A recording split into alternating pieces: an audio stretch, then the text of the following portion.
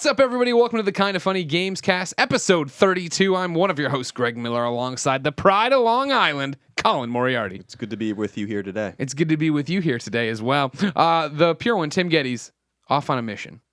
Don't need him. Secret mission. Nobody needs him anymore. Are you kidding me? With technology these days, he could be Skyping in. He could be up on a Connect right now talking. He could be doing whatever. It doesn't matter. He could be on He's the Connect downloaded talking. his consciousness to us. Sure. But it means that we get to start the show as a normal show should start. With just like, hey, here's the show and the number. None of this first ever, last, whatever. Sure. You know, get out of here. Sure. But go to Target and buy more goofy ass shirts. Jeez, I didn't realize we were going to really... I mean, that could be topic number one. Criticize him. Topic number one could just be Tim Gettys fuckwad. So that's a statement. Oh, I know, but then we that's like the topic of a paper. But is it Tim Gettys fuckwad? Because then that's a different Tim topic. Gettys, fuckwad. No punctuation after it. No, because Okay. it's That's a title of a statement. paper. Sure, yeah, sure. yeah. Well, because the title of the paper could be Tim Gettys, fuckwad? What would... Yeah, Why not? It could be. I mean, why You're not? Right, you're right. Indicating I'm there's a not question talking about necessarily it. about grammar. I'm saying it's pretty definitive. Yo, Kevin, you've known Tim his whole life. Yep. Is he a fuckwad? Yeah, a little bit. Yeah, he is. What's the definition of a fuckwad? Tim Gettys. You look it up. It's him there, and he's doing that grin thing he does. Yeah, he's doing that Tim Gettys grin stuff he does. I didn't expect that definitive an answer. I'm glad that you gave it to me. That's what I'm here for. There it is. Hidden behind Superman. All right. What do you want to do today? What do you want to talk about today? We don't have Tim here. Yeah, nobody can hold us back. We can do whatever we want. Anything, all systems go. Anything goes. Then what I'm going to do, number one, is open with what he should always open with, the rigmarole. If you didn't know, ladies and gentlemen, What was that? Wait, hold on a second. No, stop it. What was that word? That was what you get after you're shit talking. We've been speaking for 8 hours straight. But I feel like it's also a product of karma. I'm stretching my tongue out. It's karmic. Do the Kirby. It's the noise that really sells it. It's really frightening. It's a frightening. The video game. rigmarole. Okay. If you didn't know, ladies and gentlemen, this is the Kind of Funny Gamescast each and every week. Jeez, it's really hard today. 2, sometimes 3 best friends gather around this table, and we bring a whole bunch of video game news and topics for you. If you like that, you can head over to patreon.com/kindoffunnygames, get the entire episode early and for a little bit of money. If you don't want to give us any of that little bit of money, no big deal. Go to youtube.com/kindoffunnygames each and every day, Monday through Thursday, to see it broken out topic by topic until we post the entire show for you as one big MP3 and one big video. Portillo, do we have a good weekend? Porty, did you have fun with Colin? Did you have fun with Uncle Collie? Collie, oxen free. I hung out with a bunch of Boston Terriers. 2 of them. They were rambunctious, but they were puppies. So it made sense why they were little rambunctious. dogs are just really too much for me. Yeah. A little piece of But you shit. had fun with Porty. Oh no, we had a good time. We bonded. I mean, I like I said today on Colin and Greg, I broke him of many of his habits, and I don't think that's true. Because a break would mean then he's just out of the habits. But he won't do them with me anymore. Oh, okay. We had a little thing going on where he tried to sleep. You know, he my bed's too tall for him, and he doesn't have the little stairs. You could have moved the stairs. Then. I didn't want to do that. Okay. Because what I wanted, he didn't go on your bed at all. Well, that was on purpose. Yeah. But he came in and he was sleeping with me and my girlfriend the first night, and then he was in there for like an hour and a half, and then he started in with the mouth noises like right next to my, and I'm like, I don't think so. Yeah. So I put him downstairs and I was like, go to bed, and he just kind of scurried into your room, and I just kept our doors open so that he Nice. knew I was here. Yeah. And then he would do little things. You'd hear him jangling his chain. He'd come in the middle of the night to see if any of the condition had changed. And I'd be like, Portillo, get out of here. And then he would just go back to his bed. Otherwise, you know, you're very needy, Portillo. You're extremely needy. And so he always needs to be on your lap. He always needs to be on someone's lap. As long as it's like a warm body, it really doesn't matter who. Yeah. He had, his Greg depression going on. So I tried to be like, Portillo, stay back. And you don't have to be on me. Just stay there. Sure. I'm here. Just stay there. You're close enough. You're telling him. You're close enough. Dog. I'd be sitting in a chair. He'd try to do the little thing where he wants to sit on your lap like this. I'm like, we're not playing this game. Yeah. The one problem, as we discussed, is just his rampant. He just shits so much. I've never seen anything. And that's a new thing. That's a month. That's a month. It's been a month of all of a sudden he's just double pooping, and they're normal consistency poops. Yeah, they are. They seem he's normal. just very clean all of a sudden. And the volume seems to be a normal, for the most part, normal pooping. He's a small child. Right. But what was surprising to me was it doesn't seem like he eats an exorbitant amount either. the poops consistency is good, but and I've watched him many times in the past, but this was, I used to really watch him more like some years ago over an extended, few days, whatever. And I feel like he would poop once a day. And once he, like maybe twice, and like once he pooped, like you would expect, like, okay, you pooped, so now we can do a little quick jaunt and you can pee and then we're going back inside. Yeah. And he's very particular about where he pees, because I know when you leave the house, you usually break right. I always break left. I break right to get to the trash can at the top of the street, right, so right, I can throw poop away there. I break left for two reasons. Sure. One, it keeps Portillo never knows what's going to happen. Sure. And two, I feel like I'm going to encounter more dogs that way. And that's no good for me. I run across the street with Portillo to the park to get to the trash can there, and then we try to make it back and forth in 15 seconds. That's tough. I'm dragging him around, and people are looking at me like, what are you doing to this dog? Yeah. But the poop thing discouraged me because, like I told you, I had never seen anything like it. He pooped twice in one walk. I know. Normal poops. 2 normal poops in one walk. I feel you, brother. Something's weird with him. And I wonder... I think it's just he's getting older. But it's like, it sounds like it, like you want to be regular. This is... Like, he pooped 75% or maybe 80% of the walks. My theory had always been that he could poop at any time. Like, he was just always ready. And I feel like now he's just to the older, and he's just like, man, 1 in the hand's worth 2 in the bush. I'm not going to hold this and hope I go out again in 6 hours. I'll just double up right now. Because I do feel like there might be something to that, because I feel like he's straining when he's pooping too. There's a little bit, he takes his position, but I feel like there's a little shaking. Yeah. He's trying to get it all out. And then I have to wipe his ass. Yeah.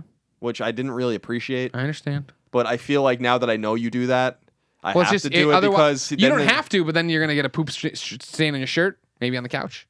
These things happen. Yeah, no, I know. That's not acceptable to me. But I never really thought about, because he's not a cat and therefore he's a dirty creature, that he doesn't lick his own butthole. Like Chloe, when she lived here, really liked licking her butthole. Yeah. I mean, that was Chloe her... was a cat, if you're new to the Kind of Funny shows. That was her thing. Right. I mean, Chloe that was big-timer thing. Chloe had a few things. She was bitchy. Yep. She scratched the shit out of things. Everything. But she... Hairballs. Yeah, she threw up hairballs. But she cleaned that asshole. Really liked licking her asshole. Yeah. It was... I've never seen anything quite like it. Now, if I could lick my own asshole, would I do it all the time? Probably. Who knows, yeah. If I could lick my own crotch, I'd be inside all day. Sure. Bloodhound gang. But, just pleasuring myself. Sure. I know. I understood where you're going with that one. So it's a bit of a dichotomy between... Sure. I had never thought of cleaning his butthole because it had never been a problem. And then I remember Scott Bromley made a comment about how particular the roommate before you the roommate before you was with his dog. Sorry, this sentence is all jumbled in my head. I was like, that's interesting. And then when I noticed Porty's pooper was getting dirty, I was like, well, here we go. He's just getting older. This is how it is. Then sometimes I'd scrub his butt a little bit with the rag, but nothing would be on there. Sure. And then I'm like, did I do it right? No, you did it right. It's like sometimes it's fine, sometimes it's not. It's just he's a little old man now. Yeah, he's a little piece of shit. I mean, at the end of the day. But we had a good time. Are we gonna? What is this podcast about? This is the Kind of Funny Gamescast, and I feel like how we used to run podcasts by ourselves, one-on-one, quite a bit, where I'd host and you'd be along for that. And I feel like this is usually how it started. Right. So everyone's getting a taste of how it used to be. Stop looking at me. To continue on the how it used to be track. Our first topic's about PlayStation. Oh. Now, Colin, today, the day we're recording this, there was a rumor that was then confirmed from the UK and Europe saying that the PlayStation Plus subscription was going to be going up. They were going to be getting charged more over there. Right now, it's £5 and 49 mini euros for 1 month. 3 months is setting you back £11, 99 mini euros. 99 mini euros. That's the whole thing. Sure. If you're also new to this show or our content, we call everything mini euros if it's not the pound. I know it's probably not correct. Let's be honest, we don't understand Europe.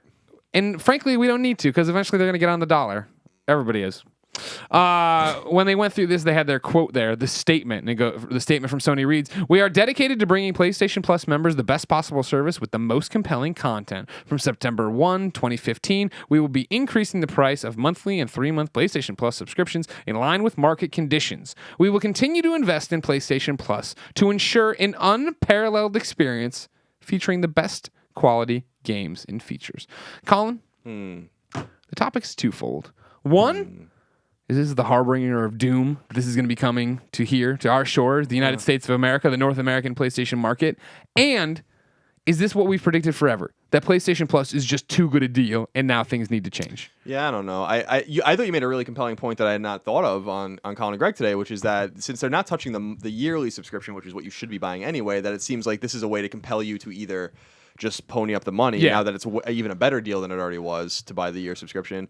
Or if people are just like, oh, this is free, I'm going to play it this month, and then I'm just going to discontinue my thing, that's obviously injurious to Sony, who pays lump sum payments to all the publishers and developers to get these games for free. So and I actually think there's something to what you said that I had not thought of. I think that's there's probably something, something. Exactly, I really, until this had happened, I never actually thought about how the other half might live. If you're one of these ruffians without PlayStation Plus, one of these unwashed masses, that you'd see that, all right, Game X is coming out day and date on PlayStation Plus, and you can buy it for $15, or you can buy the PlayStation Plus subscription that 1 month. And as you pointed out, well, after that month is over, you don't get to play that game anymore. But then again, it's like, I don't know how many indie games I'm getting and playing the rest of my life. You know what I mean? I mean, the point can be made that if like I don't know, Uncharted 3 or something, well, that's not really a good example, but if Uncharted 3 was free 1 month, and you only had to pay the equivalent of what is it, five or €6, so that's like, or pounds, so that's like $10, not even, or about $10.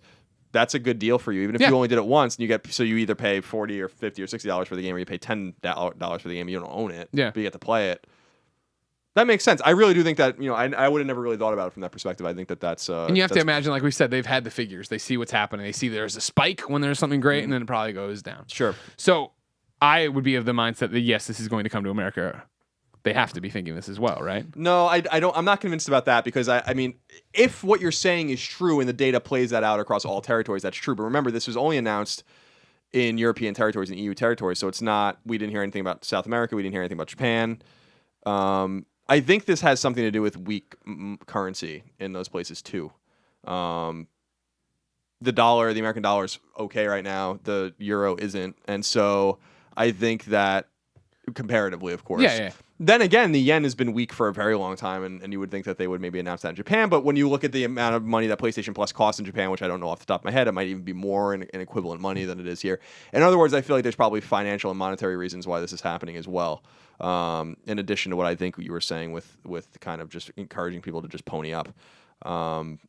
So no, I'm not necessarily worried about that happening here. If it does, then this will play out, and that's fine. But I think that it's very similar, as I said on Colin and Greg, about why games in Canada are 70 Canadian dollars, because the Canadian dollar is weak.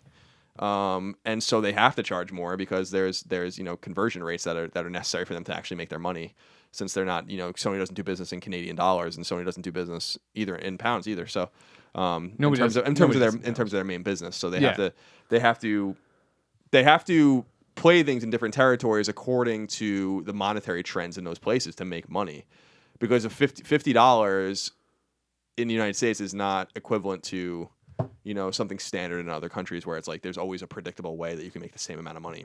It's a global game. It's a global business. So I think there's a complicated reason why this is happening, and I feel like if they were going to do that, why wouldn't they just announce it everywhere? I've never known Sony to communicate a message well, efficiently, clearly. Sure. And I am knocking them, actually. I'm knocking them hard. That's how things leak all the time. They're from different territories. Blog posts go up 1 point over here and then all the way over here. Like, you're right. I mean, they certainly don't communicate well at all. They're better than some others, but they're getting better. There had been a rumor, I remember, leading into 3 threes ago, that they were going to up PlayStation Plus, and that was going to be the big deal, and da-da-da-da-da, and like that didn't happen, right? Like, it's been maintained. So my next question then is PlayStation Plus right now too good a deal? We talk about this every so often that we're not businessmen. My degree's not in finance, neither is yours. Sure. Portillo's might be, who knows? But when we get out there and you see how all these deals roll, this has been going since 2010. PlayStation Plus has been rolling on. You know what I mean? Yeah. I remember 5 long years. I remember when it started, and I remember I think you called me or texted me, and you and I immediately got on and bought it. Like day one, you must have been minute 2, I was minute 5 or whatever. You know what I was mean? there right from the beginning.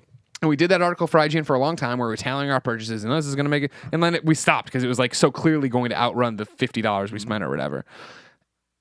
You're a big fan of markets, economics, paying attention to things? I'm a big fan of markets, yes.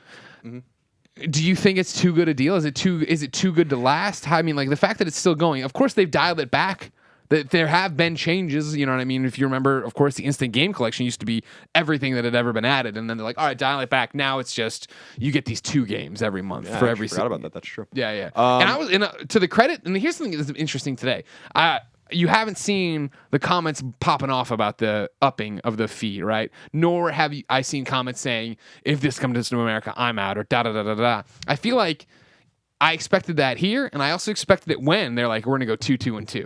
I expected people to be like, this is preposterous. What do you know? Everybody's been chill with it. Yeah, I think that, we were certainly early PlayStation Plus hipsters in the sense that we had called it day one that this was actually going to work out pretty well. Yeah. And a lot of people were against it. But I'm of two minds about this, about the way PS Plus is now, because could this be a response to money? Could this be a response to saying, like, we need to make more, because Sony's not doing something to break even, they're doing it to make money. Yeah.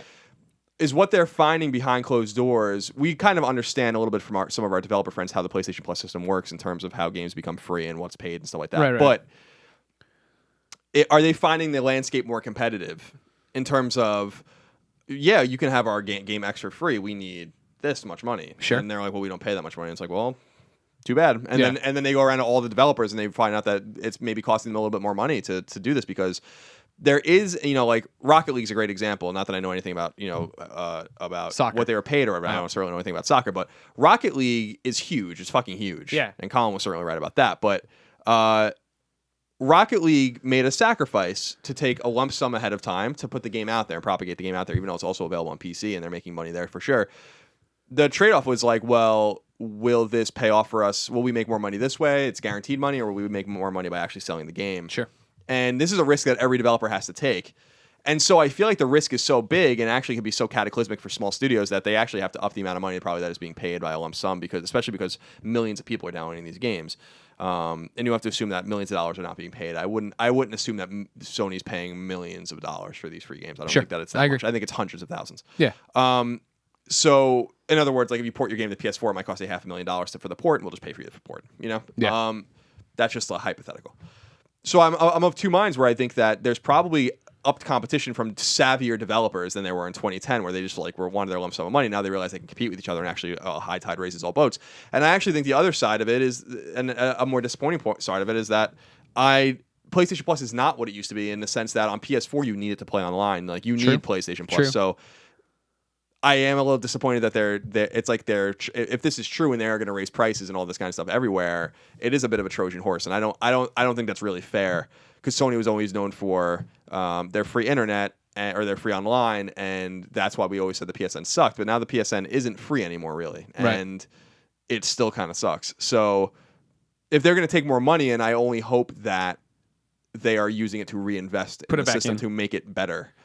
Because Xbox Live is still so clearly superior. Well, again, what's interesting here, especially about the fact that they're upping only the incremental deals, the 1 month to 3 months, right? And why I think you're not seeing complaints, and we didn't see complaints when it went 2-2-2. And granted, there were some complaints, but you know what I mean? Like, it wasn't the outcry about anything. Exactly. Is the fact that I think they're only trying to pinch the people who are abusing the system. Hey, you're a loyal PlayStation Plus person. You're here, for the year. Here you go. You know what I mean? We're not trying to get you. We are trying to get the person who is like, oh, Rocket League's awesome, rather than buy Rocket League, which I guess you can't even. Can you buy Rocket League? You can buy Rocket. You could if you're not PS Plus. Yeah, exactly. It's confusing. You know how much they're selling it for? 15. Yeah, there you go. Then I'll buy it at the the $10 or whatever for 1 month and play Rocket League for a while. Yeah, it's weird. I mean, some people, and I understand it, because some people just have to nickel and dime, and I don't. It's like when people talk about like companies not paying their fair share in taxes, or rich people not paying their fair taxes. It's like, the loopholes exist and they're totally legal, then you take advantage of the loopholes. That's what businesses do, and that's what rich people do when they don't pay their fair share, which, I don't want to get too political, but that's kind of one of the arguments. And it's like, well, this is the same thing. Like, if the loophole exists, then why shouldn't people take advantage of it? It's not like they're necessarily doing anything wrong. Yeah. I wouldn't quite understand why you'd want to take advantage of that loophole, since the game is only available for that 1 month if you only pay it a month at a time. And if you do that like 6 or 7 times, then you might as well just buy a fucking full year at that point. But you figure there's always that thing where people are... It's always hard. It's always easier to say when you're on a budget, right? Oh, I have $10 disposable income right now versus, oh, I have, $50, $60 of disposable income at this one point. You know what I mean? Like, there is the long game, and at some point you have to look back. But this is the whole argument of leasing a car, right? Where you get down to the point of like, well, or even renting an apartment, right? Of like, you look back at how much money you put into a rent, and like, granted, if we didn't live in San Francisco, we lived in a real place with a real housing market, we could be like, well, fuck, we should have bought a house if we knew we were going to stay here this many years. You know what I mean? Sure. Yeah, it's complicated, but I think there's something to your point. I mean, I think that's the calculus as usual in business is probably multifaceted, and there's multiple reasons why they do this. I think it has to do with monetary policy, and I also think it has to do with not monetary policy. I mean, they're not the fucking Federal Reserve, but more about like the value of currency. Sure. Across global lines, across international lines, and then encouraging people to go full. I think that if they did raise the price of the full year, then that would throw that out the window. But yeah, exactly. Then I think people would get pissed, and they would be, what are you adding? What are you changing? Are you making the network better? Da, da, da, da. Yeah, and that's the thing that they have to worry about with this is just the PlayStation Network is using PS4 and using PSN on PS4 is just such a great experience, isolated from everything else. Sure. Because Vita's is like whatever, and then PS3's was really bad, but the network needs to be better. They need to focus more on fixing huge endemic problems to PlayStation Network that they have not fixed yet. Why does PSN have to go down every few weeks for maintenance? Why? Yeah. Xbox doesn't do that. Yeah.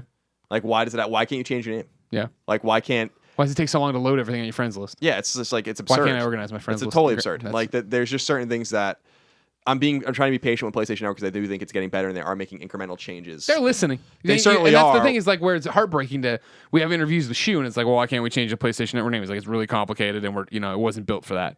And you're like, oh, well, that's a real answer, but that sucks. You know what I mean? Like, my retort to that, and no disrespect to anyone over there, is just figure it out. Fix it. Yeah. Like that's your job is to fix it. Xbox One couldn't play, like they didn't even think backwards compatibility was possible, and I believe them when they say that. I don't think it was possible, and I'm sure that they had a different business plan for integrating Xbox 360 games on Xbox One, but they fucking figured it out. Yeah, and they put a lot of resources into figuring it out. It wasn't something that just happened. You're not gonna be able to just change your PSN name on the fly. Figure it out. And if people are gonna pay you more money for the network, then you really need to figure it out. Sort it out. Final thoughts. PlayStation Plus still a no-brainer? Yeah, absolutely. I mean, if you own a PS4, I mean, it's not only no brainer. It's you don't get the full experience without it. But yeah, but like you don't ever use that for the most part. No, but I mean, I wouldn't have been able to play Rocket League or something without it. Like, sure. There are certain It's just as PS3 gamers, we took for granted a certain number of things that can't be taken for granted on PS4. Sure. But the other way is that our significant Stockholm syndrome with PS3 is now I love the XMB is laid bare. Yeah. So it does go both ways. Okay. And yes, buy PlayStation Plus. It's phenomenal. I love that thing.